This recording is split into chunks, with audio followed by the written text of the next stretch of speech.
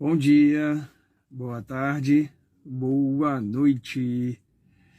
Que a graça e a paz do nosso Senhor e Salvador Jesus Cristo esteja sobre as vossas vidas.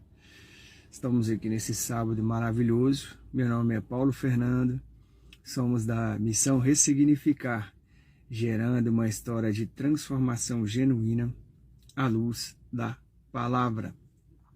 Estamos no nosso devocional diário do TikTok, devocional diário de julho, tratando acerca da oração.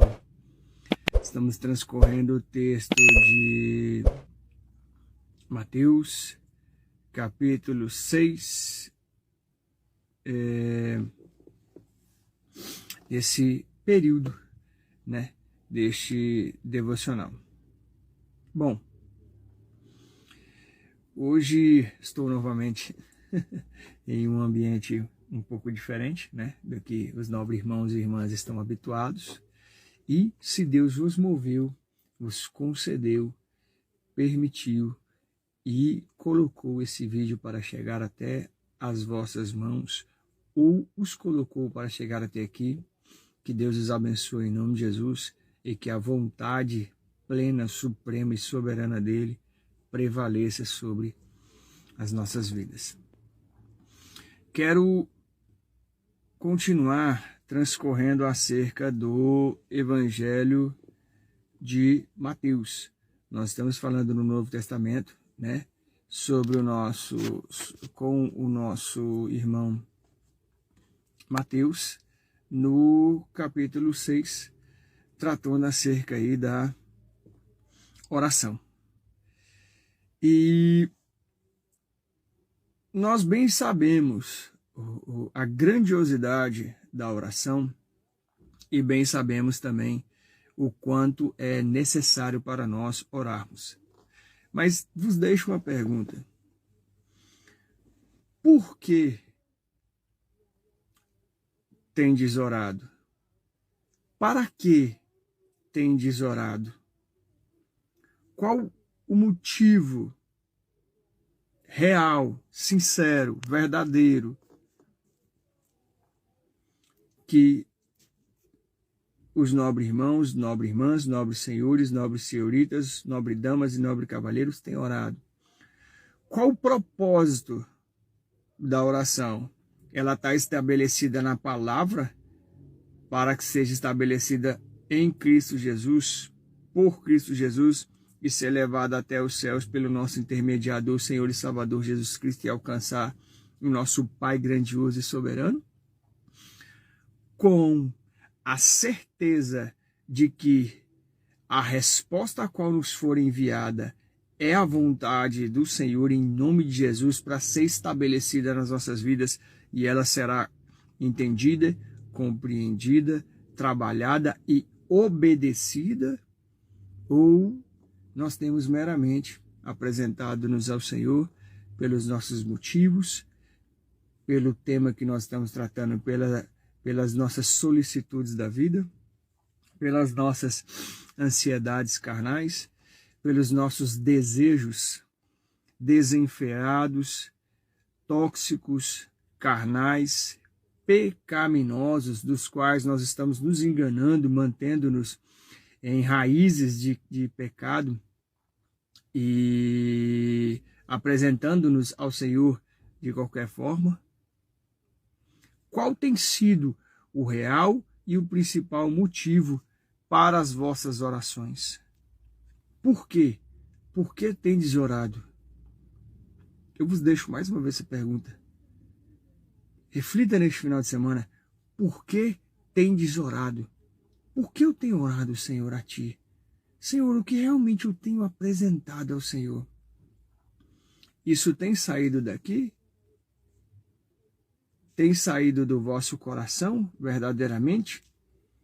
Está sendo de maneira contrita, quebrantada, sincera, verdadeira? Ou simplesmente temos balbuciado e lançado palavras vazias, fúteis, levianas, há um Deus que é santo, que é todo-poderoso e do qual nós devemos ter o mínimo de respeito, de decência, de temor, de ordem, de organização, de certeza da sua soberania, da sua grandiosidade, do qual ele é santo e nós sequer somos ou nos procuramos colocar em santidade, em santificação, caminhando-nos com retidão para firmarmos-nos na sua palavra, firmarmos-nos no propósito de jejuns, em consagração fidedigna, leal, fiel, verdadeira, apresentando-nos e nos abstendo-nos, de coisas fúteis, levianas, carnais, para estarmos e começarmos a sermos trabalhados, limpos e deixar-nos o Espírito Santo ser derramado nas nossas vidas, verdadeiramente fazendo-nos nova criatura, fazendo-nos caminhar e tendo a certeza de termos a voz do Espírito Santo nos conduzindo. Falta-nos, irmãos, a sensibilidade à voz do Espírito Santo. O Espírito Santo veio para convencer do pecado, da justiça e do juízo. Como farei isso se eu não o escuto, se eu não o busco? Orações fiéis, fidedignas, alicerçadas verdadeiramente na palavra, com corações derramados diante da presença do Senhor, com vestes, mente, coração, até a planta dos pés, despindo-nos e rasgando-nos verdadeiramente diante do Senhor. Quais têm sido as nossas ansiedades? Este mundo presente do qual nós vivemos, ele é um mundo de imediatismo, ele é um mundo de rapidez, ele é um mundo de velocidade, ele é um mundo de extrema tecnologia e de um avanço dessa tecnologia da qual nós estamos vendo que parece não ter limites. Ele é um mundo carnal, ele é um mundo do qual o que está estabelecido aqui não é a sua conduta moral, ética, a sua fidelidade à sua esposa, a construção de um casamento alicerçado entre homem e mulher e uma união fidedigna com dois perdoadores, constituindo filhos pela manifestação da graça do Senhor. Filhos, filhas, que bênção que nós temos. Férias está aí. Temos ensinado o princípio da oração aos nossos filhos, temos ensinado o princípio do jejum aos nossos filhos, temos ensinado, esforçado-nos para nos posicionar dentro da palavra e posicionar os nossos filhos, as nossas esposas, a nossa família. Nós temos uma aliança que ela é feita dentro do estabelecer do matrimônio, do qual ela não é somente essa aliança que se está aqui. Ela é uma aliança muito maior daquilo a qual podemos imaginar. Esta aliança está estabelecida nos céus. Tendes orado pela vossa esposa, marido, mulher, tendes orado juntos, recebi este alerta do Senhor. Tendes ambos buscado voluntariamente ao Senhor em suas orações em oculto e em secreto, mas também unindo-vos ambos para buscar o Senhor ou não. Estamos transcorrendo no Evangelho de Mateus, no capítulo 6, nesta semana, tratando justamente do tema a ansiosa solicitude pela vida. Já prestou atenção, irmãos e irmãs, como nós nos descontrolamos, como nós nos desequilibramos, como nós paramos e como eu já falei em outro vídeo, principalmente as coisas do Senhor, quando nos ocorrem situações das quais nos levam a preocupações extremas. Por falar nisso, vos deixo algo. Leiam Filipenses 4 para saber aonde tem de ser. essas ansiedades e essas questões. E mais uma vez lá, com o apóstolo Paulo, se estabelece o princípio: oração.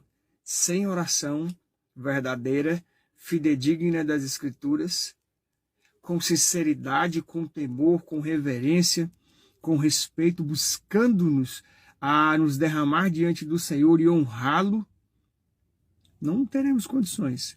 Por isso que nós temos essas questões que nos vêm, que nos sobrevêm nessa vida, e muitas das vezes por propósitos instituídos pelo Senhor, e é Ele quem vos manda a nós estas bênçãos, e nós não a vemos como bênçãos. Nós vemos dificuldades, nós enxergamos obstáculos, nós enxergamos barreiras, nós colocamos-nos em dificuldades, nós nos alicerçamos nas nossas desculpas miseráveis para continuarmos estabelecidos numa realidade de pecado. A gente não pode fazer isso. Nós temos que nos esforçar, como o Senhor falou a Josué.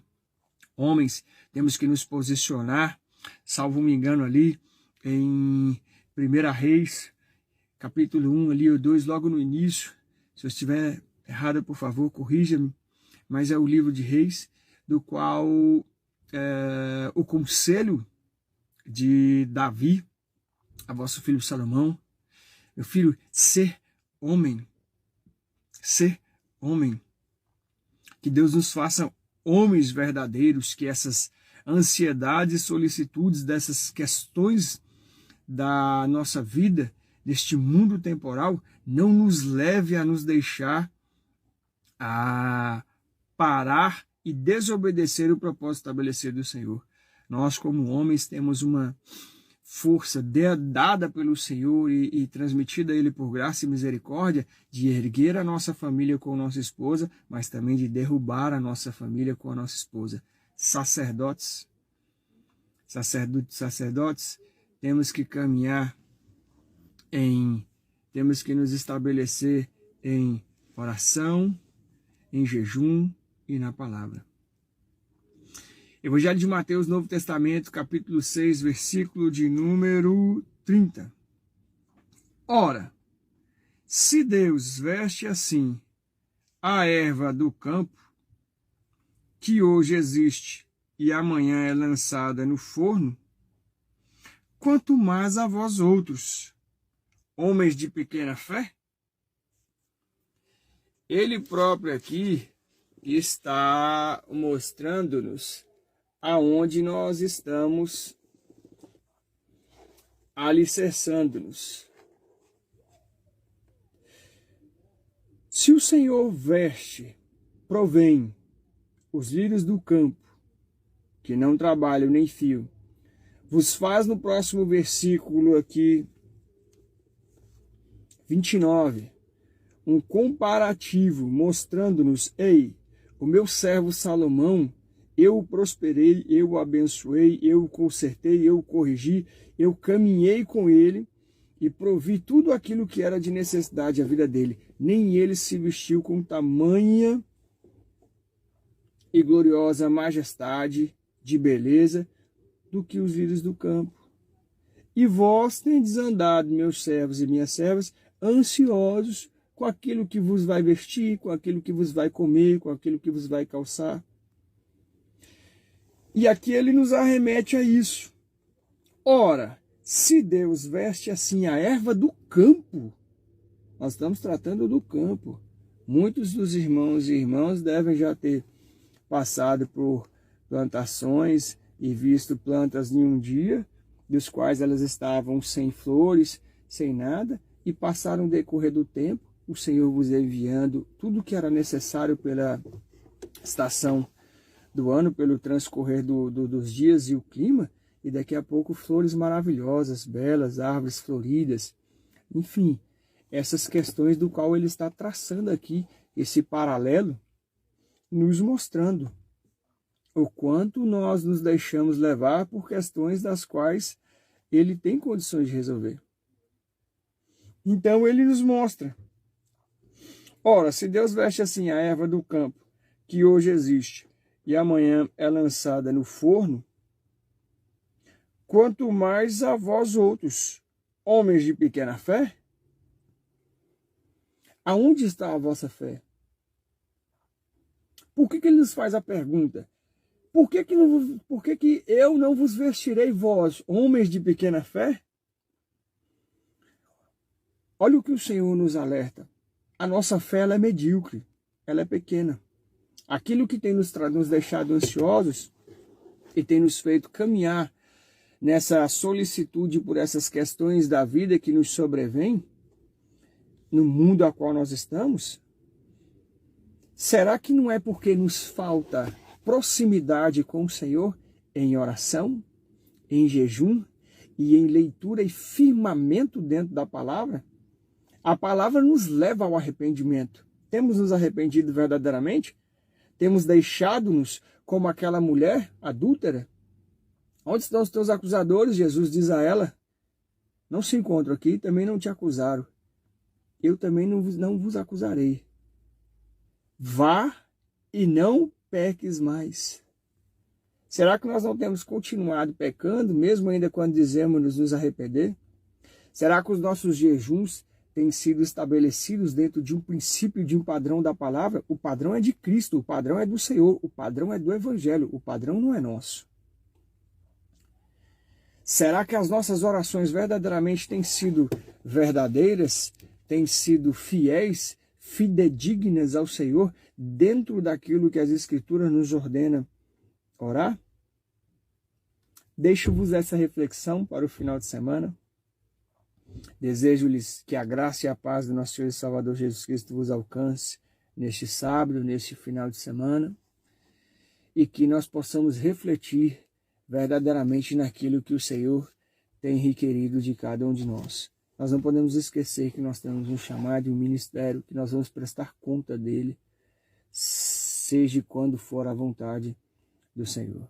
Aqui quem vos fala é vosso irmão Paulo Fernando, missão Ressignificar, gerando uma história de transformação genuína à luz da palavra. Como eu sempre falo carinhosamente, um cheiro e um beijo. Muito obrigado por assistir. Perdoe pela dinâmica do ambiente. Estou aprendendo ainda com os irmãos e com as irmãs. E vos agradeço aos meus nobres pastores Cleiton e Dislene, que têm sido ferramentas na minha vida. E vos deixo esse questionamento, essa pergunta, a liderança que Deus instituiu na sua vida. Como vós tendes caminhado com ela? Tem desobedecido ou não? Olá, graça e paz, tudo bem? Você está no canal da Missão Ressignificar, gerando uma história de transformação genuína à luz da palavra. Seja muito bem-vindo ao nosso canal, nos segue lá, nós estamos também no Facebook, no Instagram e no TikTok.